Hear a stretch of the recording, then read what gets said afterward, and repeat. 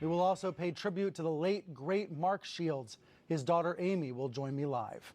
But first, the U.S. media's narrative about President Biden. It might seem like the Biden administration is facing a perfect storm right now with regards to rising inflation, sky-high gas prices, the continued COVID pandemic, the president's unpopularity in the polls, and more columnists and commentators are bringing up Biden's age as a factor as well. Right now, some liberals see a pile-on going on. Conservatives think others are just catching up to where they've been all along about Biden. Even standard photo ops seem to be going sideways for Biden right now. Of course, the news media shapes these narratives, chooses what video to show, maybe warps these narratives. Biden's relative lack of interviews with the media has also been a sore spot. If you ask White House reporters, you'll hear those complaints. This week, he invited a reporter from the Associated Press into the Oval Office for a 30-minute interview. It was a rare move, as some of these headlines said, and there are a long list of media outlets still waiting for a turn with the president. But there was a lot of news in that interview, so let's talk about it and a whole lot more with Julie Pace. She's the executive editor of the Associated Press. Also here with me, Danielle Belton, the editor-in-chief of the pioneering digital news source HuffPost, and John Harwood, a veteran of the Wall Street Journal and CNBC, now a White House correspondent here at CNN. Welcome to everybody. Lots to talk about. Julie, this Associated Press interview with Biden, this was the AP's first interview with Biden. It's been basically a year and a half. What took so long, and why do you think he spoke to your reporter now? Well, it's a good question why it took so long. We certainly wish we could have had a chance to interview the president sooner, but we're very appreciative of the opportunity to do so this past week. Look, I think there are a few reasons why the White House decided to give Josh Boak, our terrific White House economics reporter, this interview. One is exactly what I just said. Josh is an economics-focused reporter, and this is a moment when the White House realizes that economics, the way that people are feeling about their own personal economic situation, that is probably the most urgent situation facing voters heading into the November elections.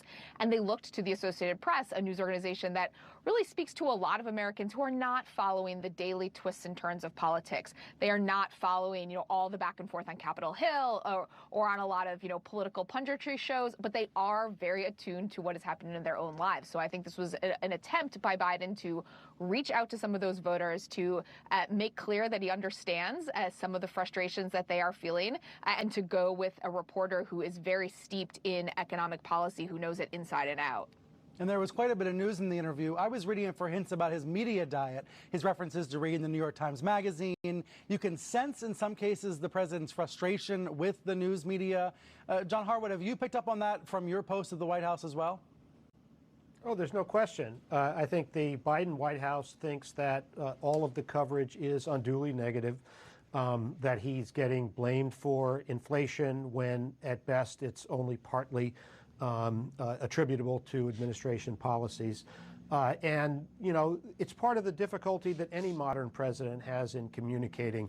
There is so much media, there's so much media criticism that it's very, very difficult for a White House to set a clear communication strategy and see it break through to the American people. So many sources of information online, on television, other means. So, yes, they're quite frustrated right now. On this Father's Day, your dad, John, was the first ombudsman at a major American paper, the Washington Post. So your father was a media critic. That was in the 70s. It's an unimaginable media environment compared to today. So where are Biden's critiques of the media legitimate? Where are they justified? And where would you say they're not justified? Well, look, let's talk about the age thing to begin with. Let's put up Mark Leibovich's column. Mark Leibovich, top writer for The Atlantic, saying Biden should not run for re-election. It's not just Sean Hannity talking about Biden's age. It's The Atlantic magazine. That's right. And it was an outstanding piece by Mark. Without taking a stand on whether he's too old to run for re-election, let me just run through what's true, what's false, and what gets conflated. What is true is the presidency's a hugely taxing job mentally and physically, and Joe Biden is old. He doesn't talk or walk as smoothly as he once did. That suggests challenges, and when you get into your 80s, which he's about to do, the risk of health problems grows with every year.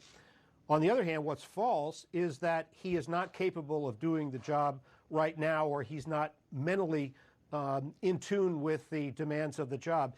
anybody, any aide who engages with him or reporters. We can see this. The gears of his mind are working. That's an issue pushed by right-wing media, but it's not correct. And what gets conflated is this. President Biden is in a weak political position right now, and because he's old, people think he's weak because he's old. His biggest political problem right now is $5 a gallon gas. Right. Gas is not $5 a gallon because Joe Biden's old. His legislative program is not stymied in Congress because Joe Biden is old. It's because he's got a 50-50 Senate, and one of the members of that Democratic Senate comes from a Trump plus 39 state. I think the other thing that we should point out is that younger, more vibrant presidents like Bill Clinton and Barack Obama also had tremendous political problems in their second years, got hammered in midterm elections, and they ended up politically healthier. So Joe Biden would look a little bit younger if he was at 50% than at 40%, but he's not, and so he's going to have to deal with these stories for some time. But all of that context you're providing, John, is that an argument, Danielle, that the president needs to be giving a lot more interviews in order to tell that story? Well, I mean, he just has to. Like, for example, I would love to have him at HuffPost. We'd love to talk to him about anything he'd like to talk about. The reality is, not talking doesn't solve anything. Like, you can not talk and you can prove that you're not willing to fight, and then you can lose the midterms and then possibly even lose in 2024. You have to maintain being proactive. You have to be aggressive. You have to stay out there. Because it's not like, yes, he's very blunt and gaffe prone. Like, that's the reality. But not talking doesn't change the reality. Not talking just makes him not part of the news cycle, not part of the story, not controlling the narrative. And I like the reality about what Biden can control and cannot control. He can control how much he communicates or not. He cannot control, and John Harwood, this is a point you made in one of your CNN.com columns, he cannot control the Fed actions or the minutia of inflation. You pointed out in one of your columns, the Fed doesn't have daily press briefings, but the White House does. So maybe the White House gets more blame about economic problems than it actually deserves? Is that a fair statement? Yes, in terms of this particular economic problem. Look, it is fair to say that Joe Biden's fiscal policy at the beginning of the administration may have exacerbated the problem of inflation. It did not create the problem of inflation. There are many factors that went into that, including supply shocks from the pandemic, loose monetary policy from the Federal Reserve, the war in Ukraine, all of that. The economy springing back to life from the pandemic, that in itself made demand surge, and the government had put a lot of money in people's pockets. So that's a legitimate criticism. On the other hand, the Federal Reserve is the steward of monetary policy. That's the most important way of controlling inflation. And Joe Biden, as the face of the American government, gets asked every single day, what's your strategy on inflation? What's your message on inflation? There aren't too many good answers for that, and the president has to come up with some answers. And we're going to be dealing with this all the way through the election because inflation is going to be with us through then. But the idea that any president of the United States, for example, can just make gas prices go down is kind of ridiculous. Right, news coverage needs to reflect that reality, certainly. All right, everyone stay with me. Let's turn to this week's revelations from the January 6 hearings, and this note from the committee chair. There are some who think the danger has passed. The January 6 hearings, the hearings are not just about the past. They are about the present and the future. The creation of a historical record is important, but it may be the least important aspect. Heading off the next coup attempt may matter a lot more. We are seeing specific threats to democracy, to the right to vote. In places like New Mexico, we're seeing conspiracy theories erupt into screams in one county, quote, after false fraud claims through primary certification into question. These stories are keeping reporters busy the same way rot and mold keeps contractors busy. And some newsrooms are taking a stand. Joe Kahn, who became executive editor of the New York Times this week, told NPR's David Folkenflik, you can't have independent journalism in a non-free society. And we are not impartial about whether or not this nation becomes a non-free society. And this week, the Associated Press named Tom Verdon to a new job, democracy editor. So back with Julie Pace here, top editor of the AP. Julie, I've never heard of a democracy news editor before. What's this about? So this is a really new but also very crucial beat that we are covering at the AP. This is threats to democracy. Yes, in the United States, we'll also be looking at this globally because while this is certainly an issue here at home, this is an issue in a lot of countries around the world. But one of the reasons that I'm particularly excited that Tom Verdin, as you mentioned, has been named to our democracy editor is that Tom's background comes in leading state house coverage at the AP in all 50 states. And I think the challenge that a lot of news organizations are facing when it comes to covering democracy is that, yes, this is, of course, a national issue. It is a macro issue, but it's playing out all across the country in very local ways. And you saw a great example of that in New Mexico, as you pointed out, where you had a rural county with a 3-person commission that decided to hold off on certifying election results basically just because they didn't want to certify them. There was no evidence there. And so we have to really get down into the weeds of this at the state and local level because that's where so many of these decisions are going to be made. And if you think about what happened in New Mexico potentially playing out across the country in November in the midterm elections or in a general election in 2024, I think it certainly could provide enough fodder to keep a democracy editor and a democracy team quite busy. Yes, indeed. Danielle, you said to me in an email, this is something the newsrooms have to keep ringing the alarm about. What exactly is the alarm? The alarm is that we have an extremist wing, an extremist element within the conservative movement that is trying to basically take over the Republican Party. Like this is happening in Idaho already. Chris Mathias, one of our reporters here at HuffPost, has chronicled in depth what has been going on in Idaho, where you have outsiders coming into the state to try to influence local elections, to try to elect more extremist people with more extremist views, and just recently you had 31 white nationalists who were arrested with intent to riot at a pride event. And that's what we're up against. We're up against a small minority of people. When you say we're up against, who's we? The press. The American people? The American press? people, all of us. Huh.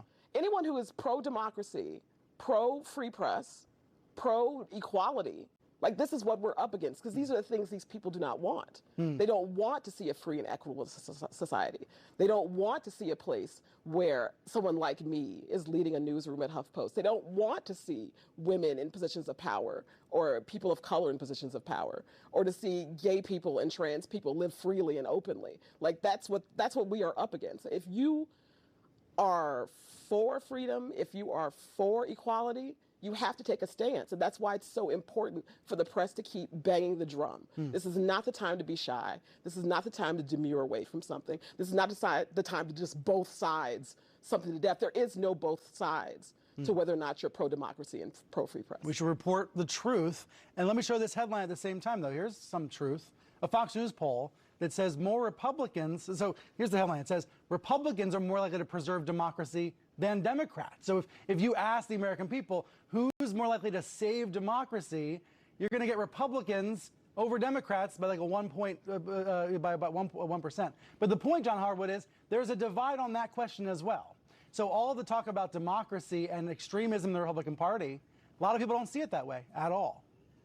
Well, sure, and people answering that question may interpret the support of democracy as meaning that their side wins. But I think, as Danielle indicated, we've got to make sure as reporters that we have the right language for this moment. The traditional way that we cover political disputes in Congress, for example, is Democrats on one side, Republicans on the other. The spectrum is liberal to conservative, and we should not take sides on liberal versus conservative.